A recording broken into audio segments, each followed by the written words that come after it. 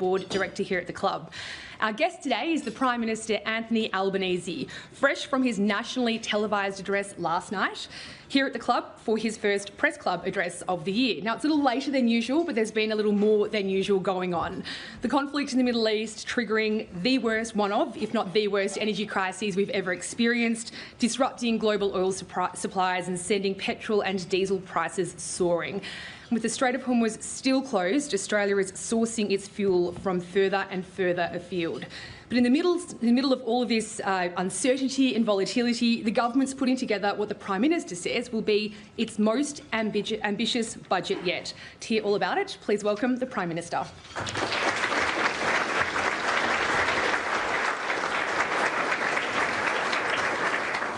Well, thanks very much, Jane, and I begin by acknowledging the traditional owners of the land on which we meet, and I pay my respect to elders past, present and emerging. I want to acknowledge all my wonderful colleagues who are here with me today, particularly the Deputy Prime Minister, the Treasurer, the Foreign Minister and other ministerial colleagues and members of the caucus, members of the Diplomatic Corps who are here with us today as well, and importantly members of the business community, as well as, of course, as you would expect at the National Press Club, members of the Press Gallery. This is a testing time for our nation. The war in the Middle East has caused the biggest increase in petrol and diesel prices in history. Australia is not an active participant in this war. We did express support for the original objectives, preventing Iran from ever obtaining a nuclear weapon and degrading its capacity to endanger its neighbours.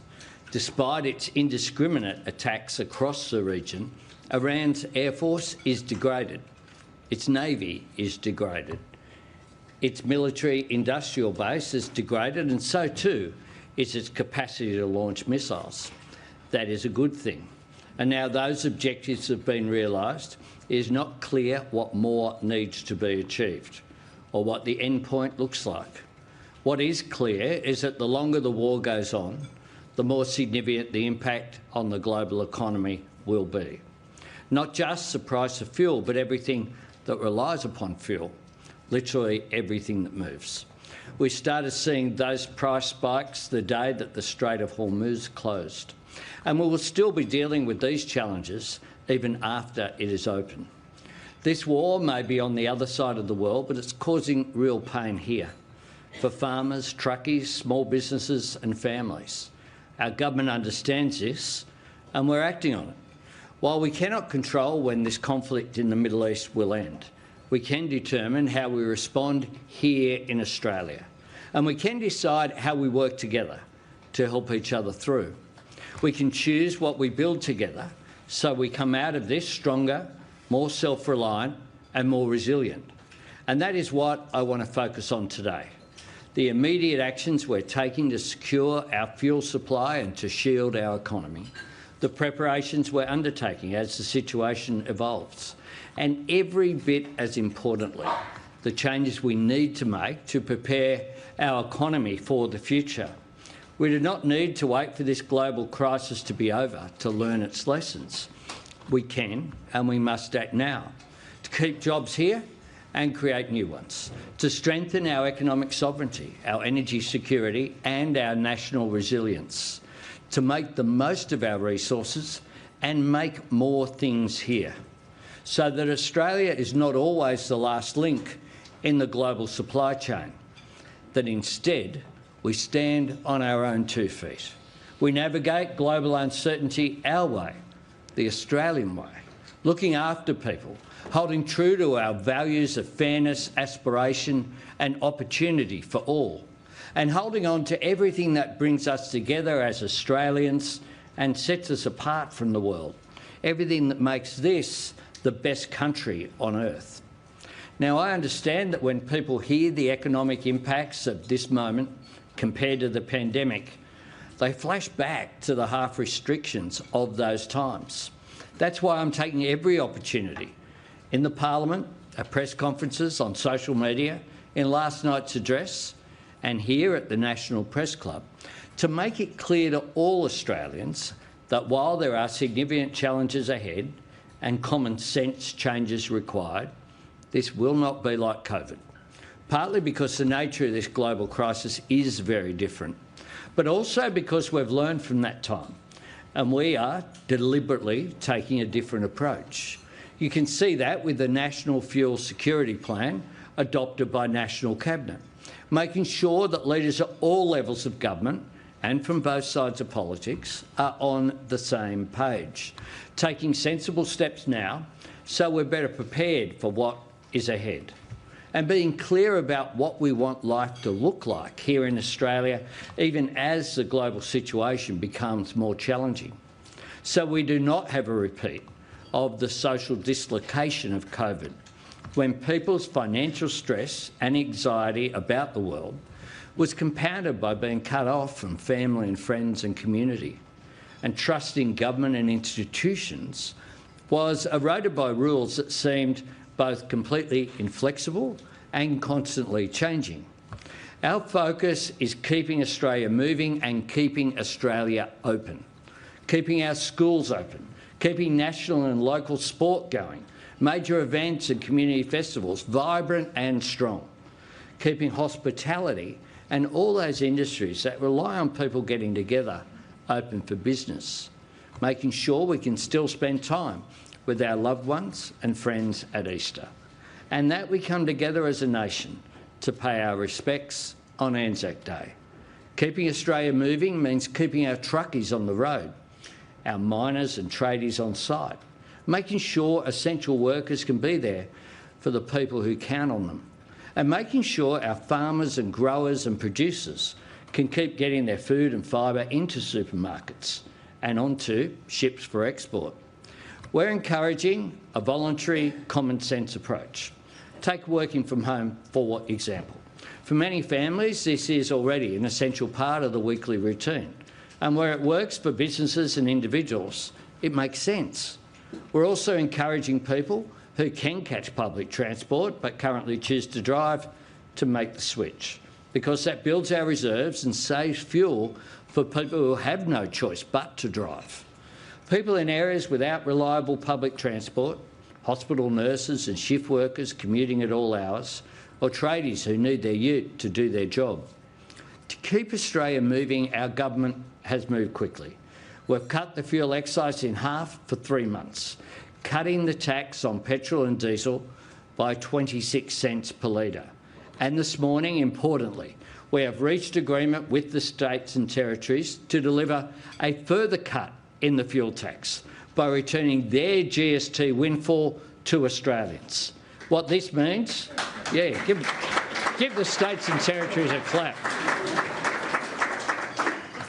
This will mean a combined saving of 32 cents on every litre. The Treasurer, Jim Chalmers, has already signed that change into law, because we want this added relief to start showing up at petrol stations straight away.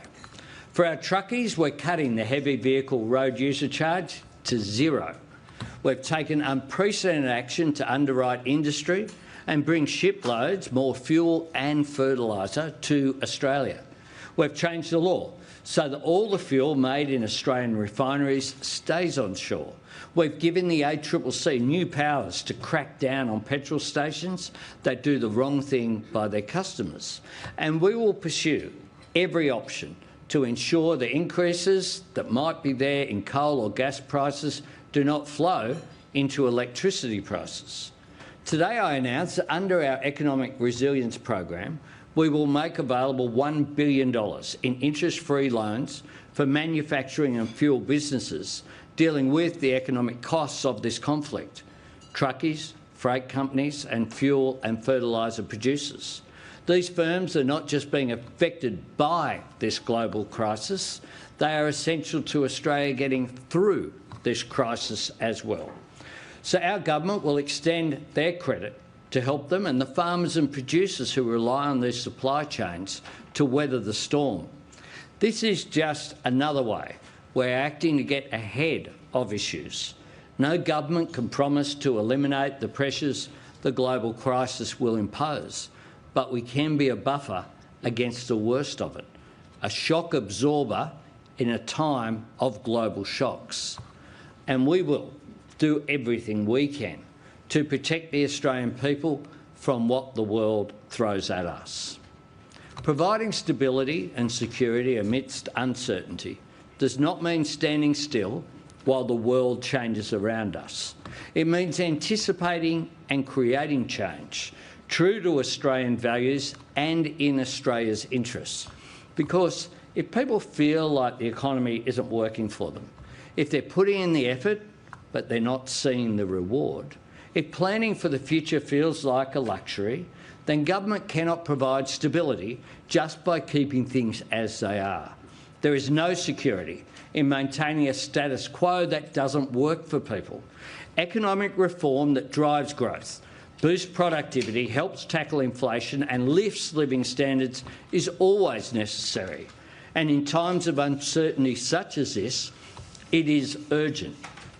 We all know the mindset that left Australia exposed to this global shock, that said it was okay to cut TAFE and training, to dare manufacturing and industry to go offshore, to put multinational firms ahead of Australian gas users, to close our refineries, store our fuel reserves in Texas and run the national energy grid into the ground.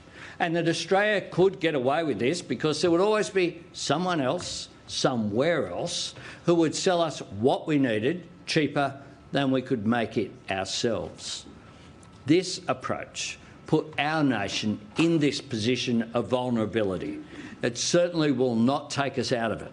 And that is why our government is taking a different path, investing in a future made in Australia, creating the National Reconstruction Fund to back manufacturing, making free TAFE permanent and creating new incentives for apprentices, bringing new energy online, cleaner, cheaper power that we generate, store and control for ourselves, positioning Australia as a destination of choice for the new jobs and opportunities of data centres and artificial intelligence, establishing our critical minerals strategic reserve, securing the future of our industrial base, from the steelworks at Whyalla to the Boyne Island smelter at Gladstone, strengthening our defence manufacturing and our security cooperation, restoring Australian leadership in the Pacific and deepening our connections in ASEAN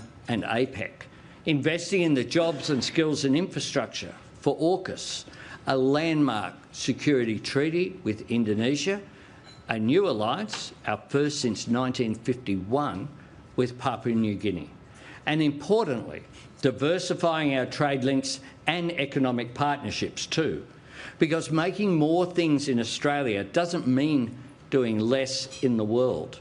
That's why we've been engaging in our region, stabilising our relationship with China and finding new opportunities for cooperation with India and the United Arab Emirates. The critical minerals agreement I signed at the White House, the defence technology partnership we're expanding with Canada, and of course, our new defence and security partnership and our free trade agreement signed just last week with the European Union, giving Australian farmers and growers and exporters new access to a market of 450 million people. We were investing in Australia's economic resilience well before the conflict in the Middle East began. And for our government, international uncertainty is not an excuse to delay or hold back reform. It is the reason we must press ahead, because we will not generate the same prosperity or create the same opportunities if we continue to rely on an economic model designed in a different time and built for a more predictable world. Nor can we go back to those days. And any party or leader who promises otherwise, anyone who pretends that the solution to housing or jobs or wages or health is to somehow recreate the 1950s or 60s, or whatever time they imagine everything was hunky-dory, is simply not being fair dinkum with the Australian people. Australia will not find our future security in the past or by copying approaches from overseas. We have to invest in it, build it and create it ourselves. We can, we must and we will. Because the global shocks we have hit this decade are not passing storms, they are the extremes of a more volatile economic climate, where economic policy and national security are bound together, and where international supply chains are instruments of economic and strategic competition. Australia can do better than respond to this reality. We can thrive in it by investing in our unique and unbeatable combination of advantages: our traditional resources, our critical minerals and our clean energy, our trade ties and diaspora connections to our region and to the world, our stability, our democracy, our standing as a middle power and trusted partner, the investing power of our superannuation funds, and the skills and capability of our people, from digital technology and advanced manufacturing to agriculture and the care economy. In a world that is less certain, our national strengths are more valuable than they've ever been, but only if we continue to be serious and strategic about building on them. And even as we plan and build for this stronger, more resilient future, our number one priority remains helping people with the cost of living. And that is the balance that we will strike in next month's budget. It is our government's most important budget to date, and it will be our most ambitious.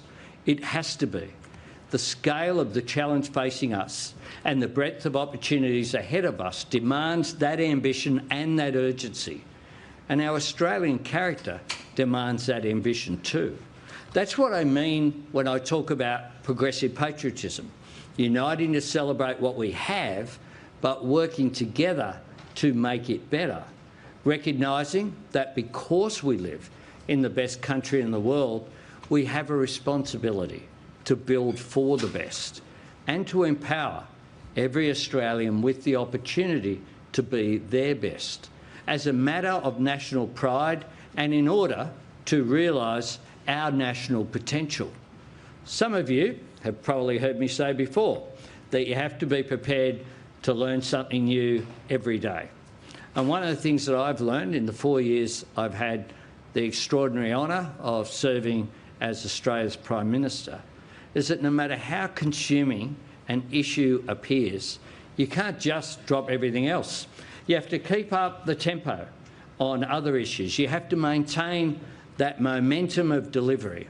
And that's why, in the same week that we cut the fuel excise in half, we delivered on our promise to ban surcharges on credit and debit cards.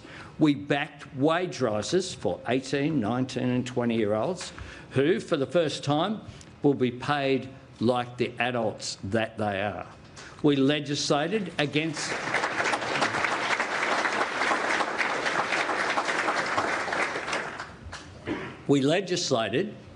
subscription traps. And today I announce we will build on the reforms that we've already delivered to combat gambling harm. Between 6 a.m. and 8:30 p.m, we will cap the number of TV ads for betting agencies at a maximum of 3 per hour. We will ban all gambling ads on radio during school pickup and drop-off. We will ban cross-promotion content that mixes commentary with odds. We'll end advertising on jerseys and jumpers and in stadiums. And we'll ban online advertising unless the user is verified as being over 18 and has the ability to opt out. Just as importantly, we will block illegal offshore gaming sites and ban online Keno-type products, the so-called pocket pokies, which represent a huge percentage of Australian gambling losses.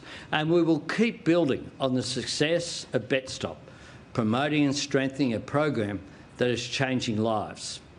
We are getting the balance right, letting adults have a punt if they want to, but making sure that our children don't see betting ads everywhere they look. Because we don't want kids growing up thinking that footy and gambling are inextricably linked. We want Australians to love sport for what it is. Its joys, its heartbreak, 43 years between comps for South Sydney, its highs and its lows, because that is more than enough for any of us. To succeed in all that is ahead of us, we need to bring people with us. And that's why when I stood here after the next election, I said that the following 12 months would be a year of delivery, working through the commitments that the Australian people voted for last May and ticking them off one by one. 134 out of 137 Medicare urgent care clinics we promised are open, together with 54 Medicare mental health centres. And our new Medicare mental health check-in service went live just yesterday. 1-800 Medicare has been up since January 1. And all 33 of our endo and pelvic pain clinics will be open by the end of this month. Over 1,300 more GP clinics are bulk billing every patient every time, driving the biggest jump in the bulk billing rate in over 2 decades. PBS medicines are at their lowest price since 2004, just $25. 230,000 Australians have purchased their first home with a 5% deposit. When I came to the Press Club last January, I announced a new $10,000 incentive for construction apprentices. In the last 6 months, 11,000 Australians have seized that opportunity. For the first time ever, full and fair funding for every student in every school in every state and territory is becoming a reality. And over 61,000 nursing, teaching and social work students have benefited from paid prac. There have been nearly 750,000 enrolments in free TAFE. More Australians are starting university than ever before. And 3 million people with a student debt have had it cut by 20%, saving an average of over $5,500. Over 300,000 homes and small businesses have cut their power bills with a cheaper battery. The gender pay gap is at an all-time low, and 14 million taxpayers will get a tax cut on the 1st of July this year and again next year. All these acts of delivery, doing what we said we would do, helping people under pressure, they also build trust, not just trust in our government, trust in all governments, in our capacity to make a positive difference in people's lives. In a more polarised and fragmented media landscape, that is only becoming more important, because there is no speech, no ad, no interview that can make a better case for the value of government than someone being able to see a doctor for free close to home. That's the reality our conversation must be grounded in. Change that people can see positive change in their lives. For a Labor government, economic reform is never an end in itself. It's only the means to an end, to ensuring more people know the dignity of a good job and fair wages, schools and childcare that give your child the best start in life, the opportunity of TAFE or university, healthcare your family can count on and afford, a home of your own. The intergenerational equity at the heart of the oldest and most Australian aspiration of them all, passing on greater opportunity to your children. That is how we bring people with us. It is also where we want to go, to an economy that is stronger and fairer, stronger because it is fairer, because people have a share in our nation's success, a meaningful stake in our economy and a stake in their future, and a society that is stronger because everyone knows they're a part of it. People in every part of our country, from all faiths and backgrounds, valued for who they are and for all they contribute. That has always been the key to the success of the Australian model. It is how we have been able to avoid the worst of the economic and social divisions that have taken hold elsewhere. We take pride in that because we know it's not down to luck or distance or natural immunity. It's because of what we build here for ourselves: a strong minimum wage, universal Medicare, dignity and security in retirement through superannuation, a democracy where nearly every citizen casts a vote, the first place in the world where women could vote in elections and stand for parliament. And just as our national unity is built on respect for each other, it also depends on people knowing the nation respects them, that your effort is worth it, that if you work hard and back yourself, government will have your back. And nowhere is that more important than the great Australian aspiration of home ownership, the foundation on which you can build a better life for yourself and your family. That is an enduring mission that demands constant renewal, continual reform, new effort and urgency to break down the barriers of disadvantage, open the doors of opportunity, liberate the talents and capacity of the Australian people, and ensure that every part of our economy nourishes aspiration and rewards hard work. That is the Australian way, and it is our way through this global crisis. It is how we make our way forward with no one held back and no one left behind. Thanks very much.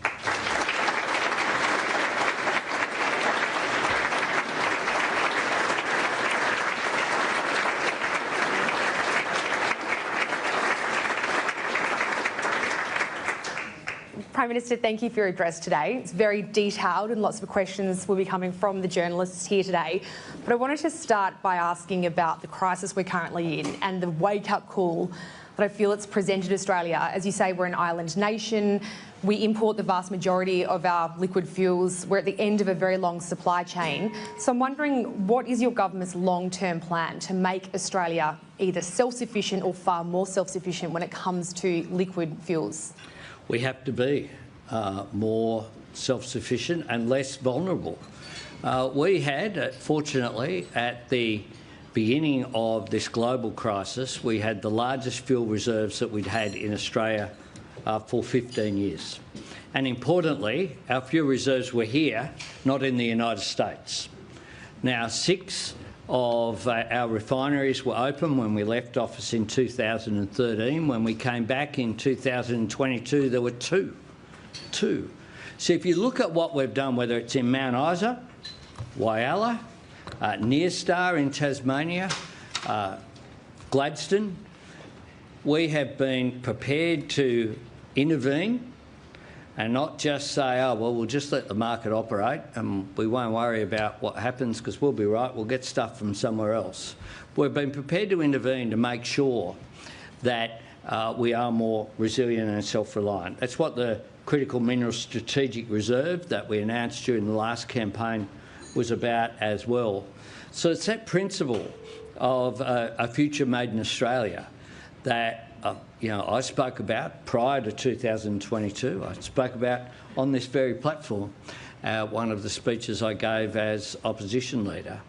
And it's that theme that we'll continue to work on. How do we deal with these issues? So partly, one of the things we've done this week, for example, is to increase the Finance Minister's emergency fund, if you like, so that she has a greater capacity. There's some smaller improvements that we can make to potentially produce more diesel here. We're looking at all of those options. Increasing capacity, more refineries, what are the kind of practical ways? Well, we're looking at all of those options, but it all needs to start with the principle of we can't assume, as I said in the speech, that we'll get it from somewhere else because it's cheaper somewhere else and this market will operate, that is the world that we're in.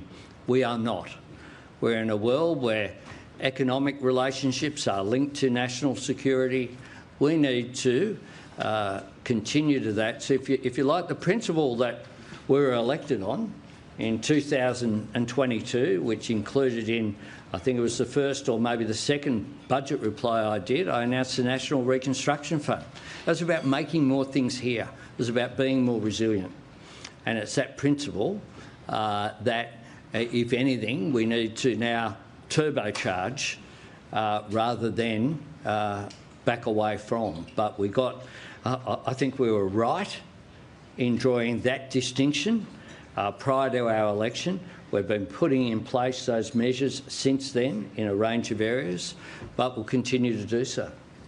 Okay, let's go to our journalist, Michelle Grattan from the Conversation, rather.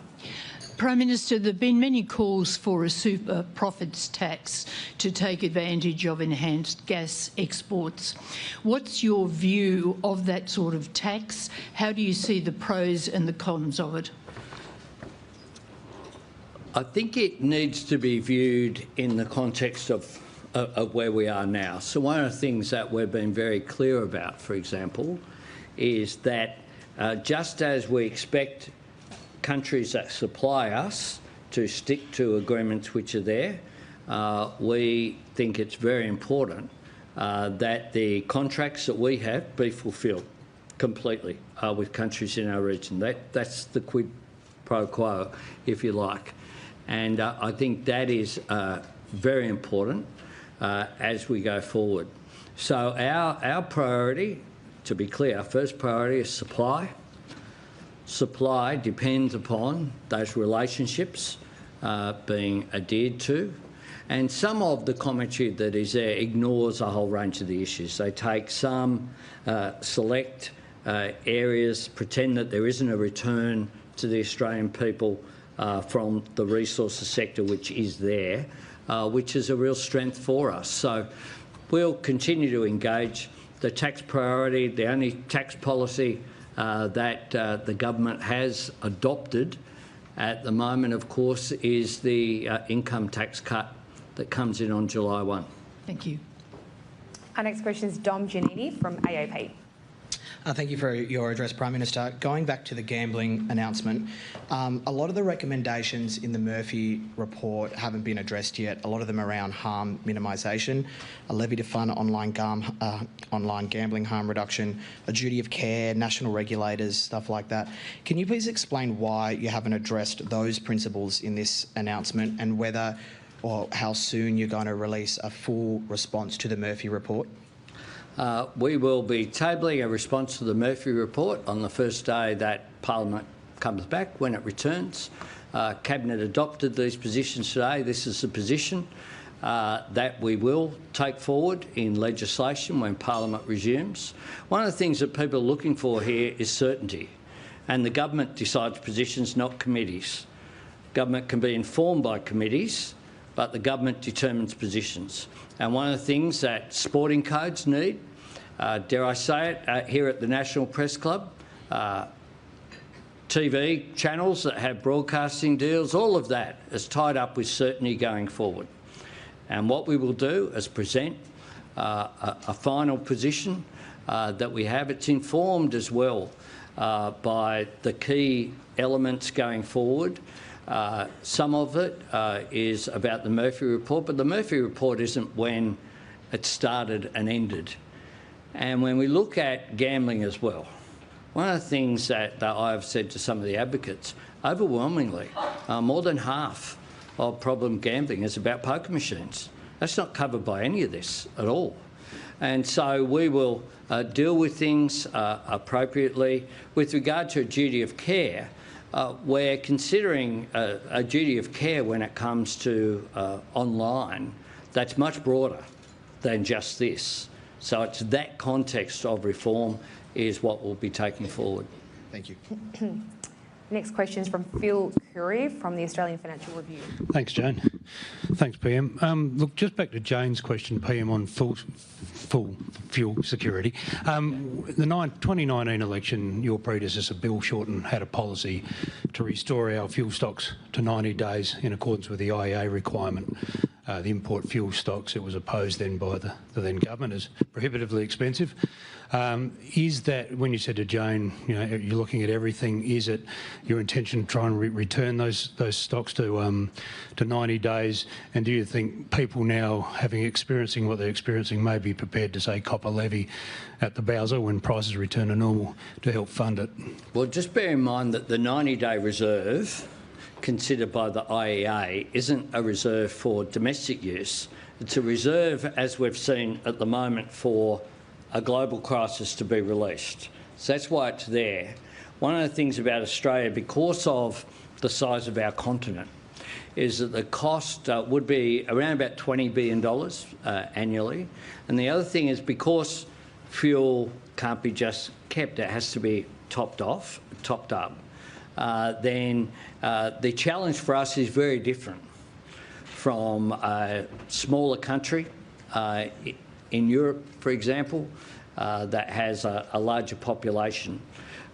We certainly will consider what we can to increase our fuel security. We've been doing that. That's why at the beginning of this crisis we had the largest reserves in 15 years.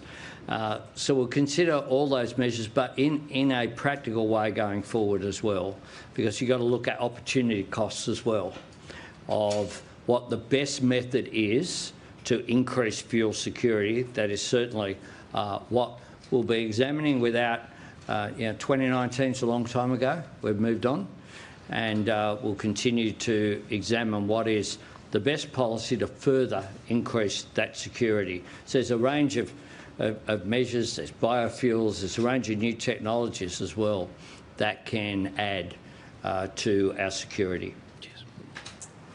Claire Armstrong from ABC News.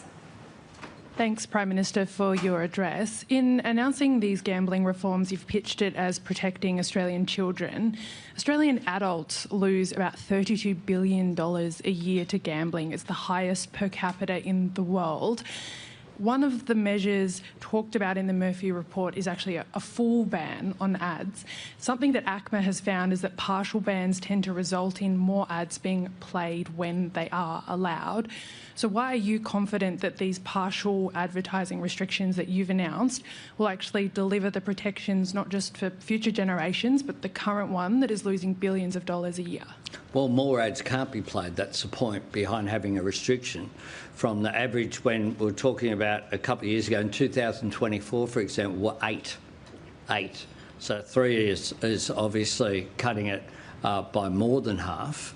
It's about getting that balance right, and the nature of it as well is that if a footy player is running around with a gambling company on their football jumper, that's not 8 an hour that there was, that's constant for the 80 minutes plus injury time that a game's going on.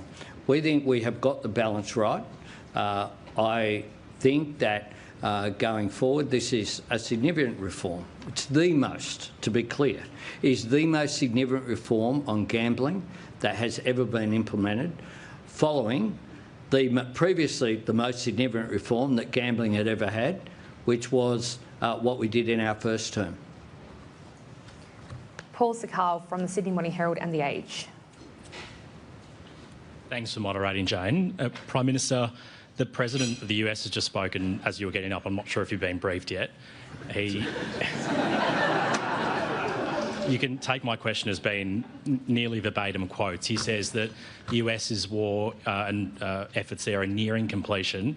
He also says a week after raising the prospect of a deal with Iran that might have opened the Straits, he now says it's on allies who need to use the Straits, which obviously we very much do need to. It's on allies to take the lead in terms of opening up the Straits.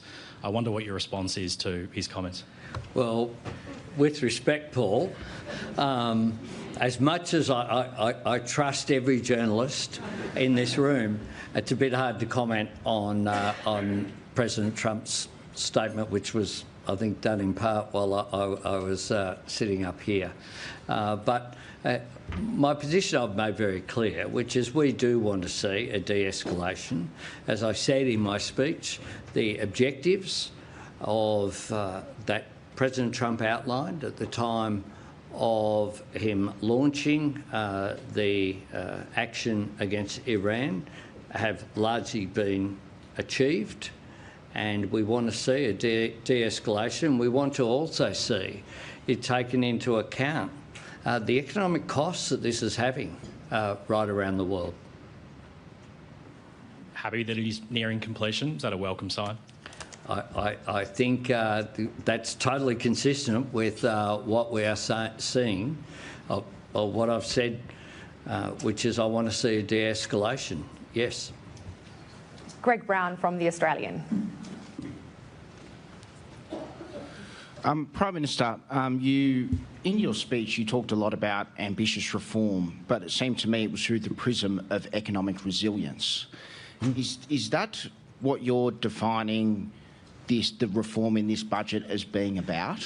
So is that going to be a bigger focus than, for example, some of the tax reform measures that have been floated? And with taking that into account, do Australians need to get used to a bigger role for government over the coming years compared to the Hawke and Keating era that you say we need to move on from? I fully respect the reforms that the Hawke and Keating government implemented. They led to decades of prosperity here in Australia because they opened up our economy at a time where we had globalisation and global trade and relationships between trading nations which stuck.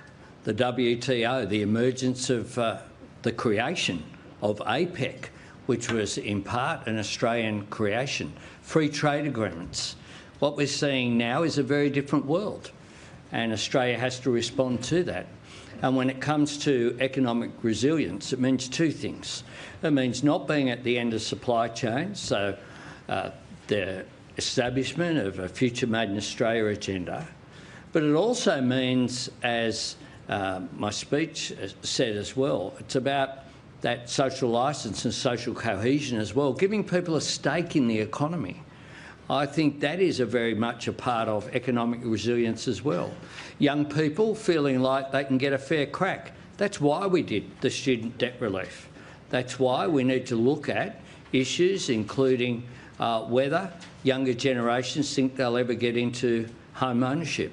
Those issues are all important of economic reform, and we'll examine that intergenerational equity aspect of reform, just as we've done an extraordinary amount of work on gender equity, whether it be the largest women's health program that Australia has ever seen by a big margin. You know, can you imagine the other mob coming up with, or even thinking, or even getting on the agenda, endo and pelvic pain clinics? Like, it just wouldn't have happened. And so the whole range of things that we have done, I mean, I found it remarkable that there had been no new contraceptives put on the PBS for 30 years. You know, if there's a bunch of blokes sitting around the cabinet room, maybe that's what happens. But it doesn't happen in a government that has a majority of women around the cabinet room and a majority of women in our caucus. But given the world has changed, as you said, economists are calling for government spending to be pulled back to make more room for the private sector. Do you think this is actually inconsistent with what you view as the geostrategic reality, and that government spending will need to be expanded to make some of these investments? Not at all. You've done well there to sneak in an extra one, but congratulations on that, Greg. Not at all.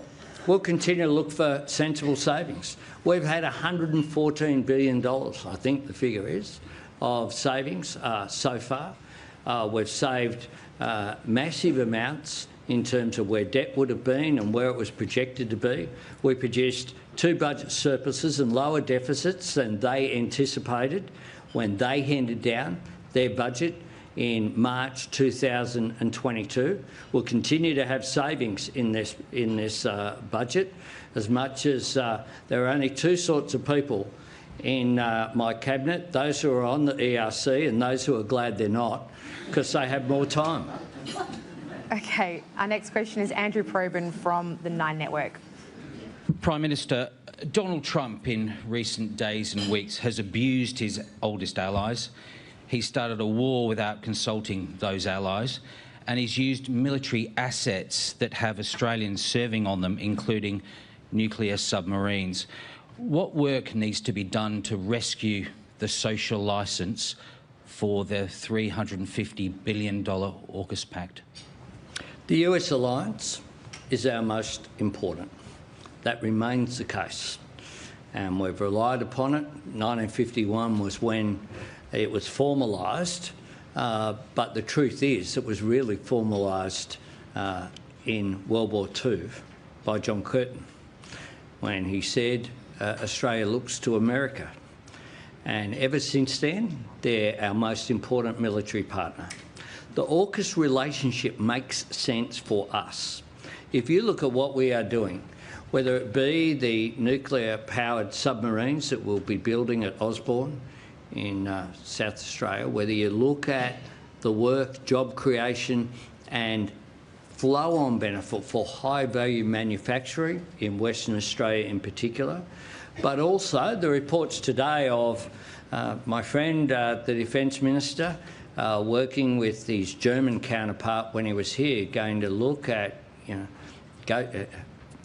Ghost Bat and Ghost Shark, the development of these new technologies, Australia exporting, not just becoming more self-reliant on defence. The AUKUS relationships are a part of that.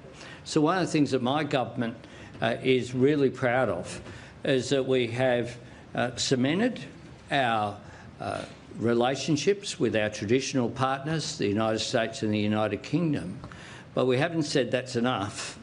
We actually recognise we've repaired the relationship with China.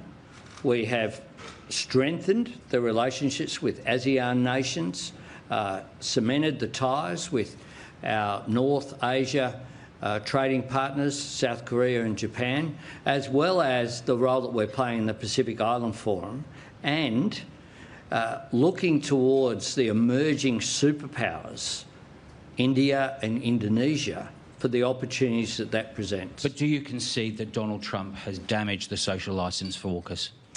People will have different views of I'm seeking yours. President Trump. Well, my job as Australian Prime Minister is to develop relationships with world leaders. That's what I do.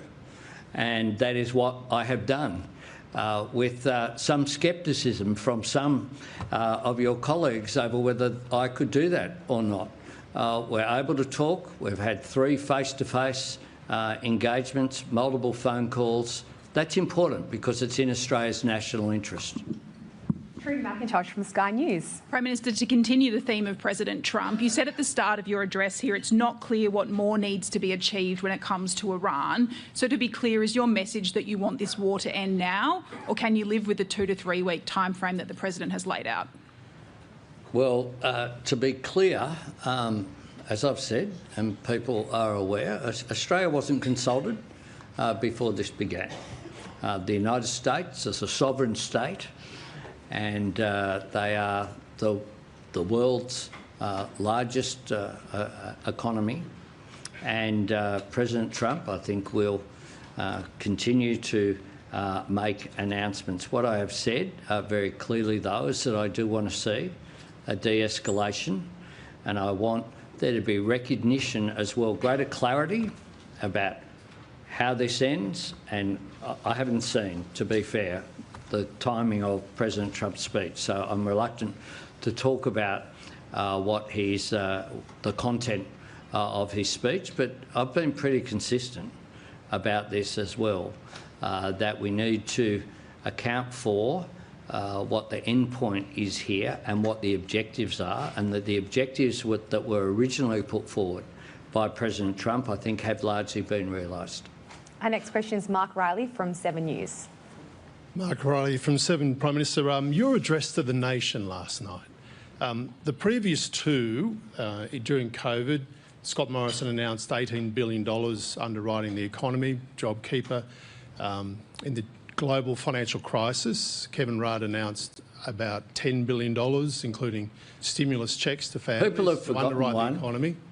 People have forgotten one. The previous address to the nation was after Her Majesty Queen Elizabeth died, and I gave it. There we are. In your second address to the nation last night, Prime Minister, well, and on the basis of the 2 in crises, and maybe the Queen's death is a crisis of sorts, both the Prime Ministers announced significant packages underpinning the economy. We're now in a fuel crisis that's threatening the economy. You've laid out a fairly cogent case for that. So 2 things. Why no detail in that address last night? Why just a group hug? And secondly, Are you considering some cash stimulus for families, as your predecessors did in similar circumstances, as part of that cost of living relief? I make 2 points. One is the details in the National Fuel Security Plan. That was agreed. Second point I'd make is that the world's different from when I had the privilege of serving as a minister in the Rudd government. One of the things that's occurred in recent weeks during this global crisis is the amount of misinformation that's out there. People now, with due respect to Channel 7 News or anything else, used to get their information from 7 or 9 or ABC or 10 or SBS. They'd get their information there and there would be a consistency about it. Now, they're getting it on their device.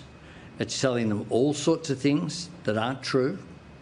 They're also, we have, unlike during COVID, where you won't find anything, any old talking points sent out to shadow ministers while I was leader, such as the talking points that were distributed by the leader of the opposition's office just yesterday, telling people essentially to talk up the issue of difficulties when it comes to fuel.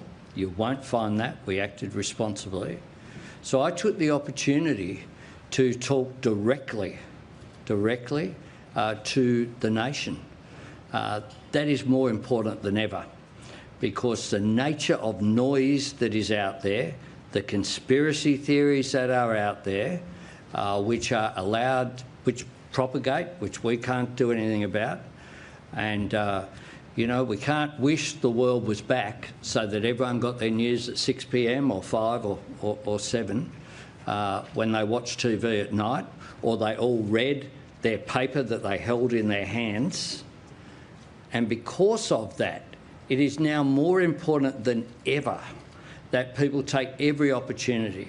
I mean, this week we've had more than, I think, 24 questions yesterday, and we've had more questions in the last fortnight. I've allowed or encouraged question time to go for as long as possible. I've held full-scale press conferences Friday, Saturday, Monday, over and over. I'm here at the National Press Club on Holy Thursday. You know, I'm taking every opportunity to try to put out facts about where we're at and to show people that we do have a plan. There's no need for people to go and fill up jerry cans and put them on the back of utes and go off and do that as well. And that's why directly talking to people is an important opportunity, and I think was worth 3 minutes and 17 seconds to do so. I'm sorry, and the stimulus payments? Well, we'll have a budget in May.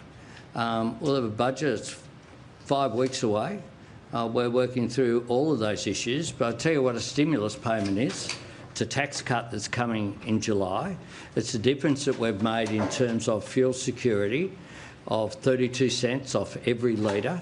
It's the difference that we're making as well in the heavy vehicle road user charge that will have a downward pressure on everything that is on those heavy vehicles as well. So we will always look at cost of living measures, a range of which have kicked in this year, including the ones that I outlined in the speech. But the May budget, of course, is an opportunity as well for us to outline savings, investments and a way forward. Ellen Ransley from the Courier Mail.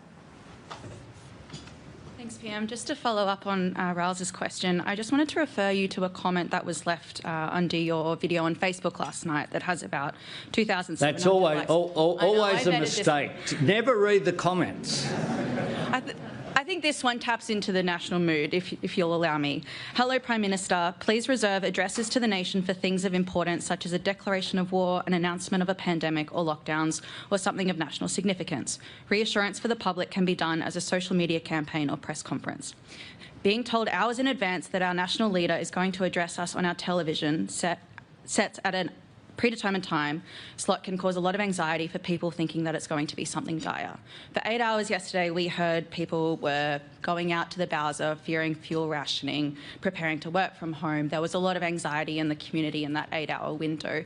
Do you accept that in trying to quell fears and calm people down, it did inadvertently cause some panic? I spoke to your editor, as I spoke to every editor yesterday afternoon. We had, myself and Chris Bowen, had a off-the-record briefing about what we were doing, what the context was. We continued to, and that was very constructive. We did everything we could to try to get the message out there, but I refer to previous answer, we need to talk directly. The truth is that the demand spike in fuel had occurred, was continuing to occur. There hasn't been a single ship that was due to arrive in Australia in March that had not arrived. And in addition to that, what we had done of changing the fuel standards for both diesel and petrol meant there was more supply than there would be otherwise, and the 20% release of the reserves meant there was more supply on top of that. So quite clearly, there was an issue that we needed to deal with, and I will take every opportunity to talk to the Australian people directly, because that is showing them respect.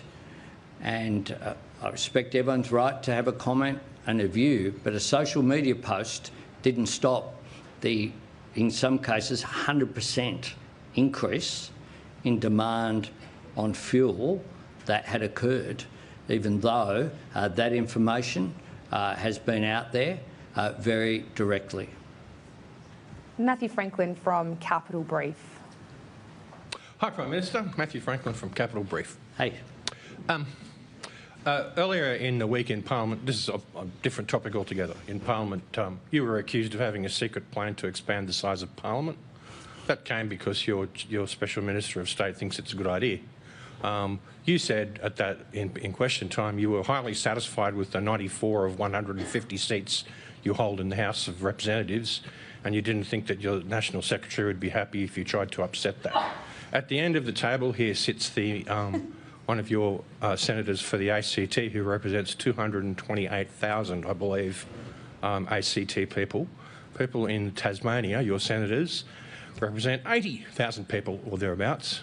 My question to you is, in a world where we'd like to have the idea of, you know, one vote, one value, with respect, were you being serious or were you being flippant?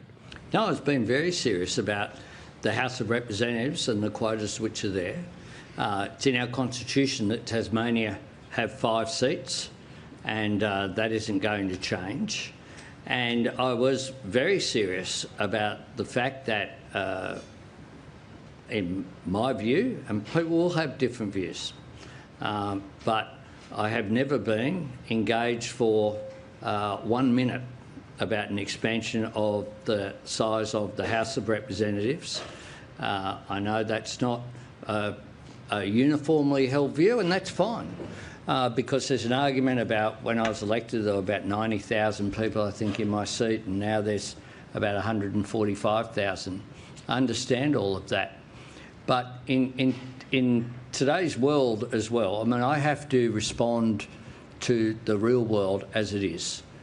And the sort of campaign that would be run against an expansion of Parliament would, in my view, be not healthy for our democracy, and would end up where it was with the, remarkably, I think, at this time, the fact that the coalition used question time, of all things, to talk about that this week, I found quite bizarre, frankly, given that they didn't ask, the Shadow Treasurer didn't ask a question of the Treasurer yesterday on the last question time before the budget. Says everything about their priorities. My priority is getting on with things, and that's what I intend to do. Prime Minister, it's 1:30. Would you mind hanging around for a bit longer to answer a few more questions? We've just got a few more journos who've been waiting patiently for their turn. Sure. And the next is Anna Henderson from SBS. Very lucky. Thank you for taking the time to take our questions. I think there are a few more hoping for the same treatment. Prime Minister, we took to the streets this morning and one construction worker said he thought your address to the nation last night was a load of rubbish. He said that there was nothing in it, but that's because he's worried about his job. It's one of those sectors which is at the front lines of what could unfold over the coming months. It's the sector with 1.3 million Australians working in it. Every cost has gone up, from piping to plastic to petrol, and most builders are on fixed contracts. So how are they going to sustain their workforce over the coming months? The question I have is, will the industry get under stage 4 of the National Fuel Plan a priority for fuel supply? Do you see that as necessary? And what do you say to people in that particular industry who are now wondering if they'll have a job to come back to after Easter? Well, construction industry is important. And one of the issues that we've been dealing with in the meetings in rooms I sit around is PVC piping, for example. That's so important. Look, we'll continue to do what we can to engage, but part of what last night was about as well was saying we recognise there are challenges there. This is not something that we asked for, but something that we are dealing with practically, going through not just issue of fuel, but fertiliser, PVC pipe, all of these things that go into. So, you know, we are doing and will do the best that we can to work through those issues, but there are real pressures as well, and we wanted to acknowledge that. You know, there is a war on the other side of the world, but it is having an impact here. And it's having an impact here that won't disappear if President Trump had have announced during this lunchtime address that it was over. The tail of it will continue for some time. Our job is to minimise the impacts which are there, and that's something that we'll continue to do. And will they get that stage 4 critical sector reassurance? We are way away from stage 4. We're at stage 2. And our objective is to continue to work to stay at stage 2. What we've done through the National Cabinet, though, is to foreshadow and to do that very deliberately, to say we are thinking through what are the contingencies, if you like. How long could this last? You know, is it possible that if someone here knows exactly the date when it will end, please ask it in a question, and you'll you know, do something that Australia wants to see, I think. But the truth is we're living in uncertain circumstances. That's just the truth. And to pretend otherwise is not real. What our job is to deal with it as best as possible, understand that people are anxious about that. They're anxious if you turn up to a petrol station, there's not petrol there, but you're also anxious if some of the supplies, as part of that supply chain that you're involved with, if you're uncertain if they're going to be there months ahead. But that's why we have put forward the 4 levels. We would only go from 2 to 3 first through a National Cabinet process. We're working, and as well, the fuel supply coordinators working through all of those other issues as well with states and territories about supply of things that are critical. Thank you. Chloe Burris from Network 10.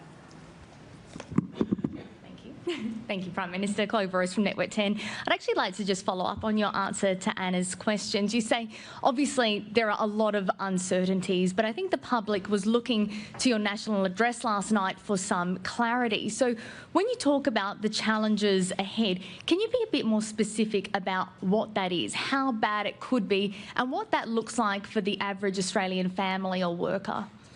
Well, what I don't want to do is to pretend that there are absolute certainties going forward. I'm not going to do that because that's just not real. Because we don't know how long this will go for. We don't know when it will end, and therefore the consequences of this are connected with that.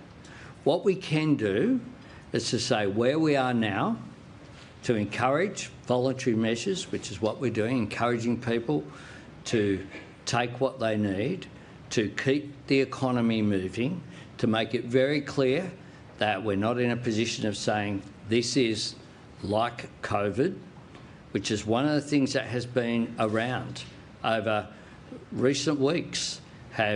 I can assure you that people want to look at comments on my social media. I'm sure you can find comments there because we've got emails saying, are we going to have lockdowns? Are we going to be able to see people at Easter? People, because they've gone through in this country the global financial crisis, then they've gone through COVID. Now this is an issue. That uncertainty is there. All we can do is to provide reassurance of where we are now, but also to make it clear that we have plans to adjust any mechanisms if things do deteriorate, as the plan says. Level 3 is ongoing supply disruptions. If that occurs, it hasn't occurred to this point in time. Okay, there's in terms of the amount of supply which is there, but what there has been because of the spike in demand is that some people have been doing it really tough. It is going to be a tough Easter. Do you think it'll still be a tough Christmas by the end of the year?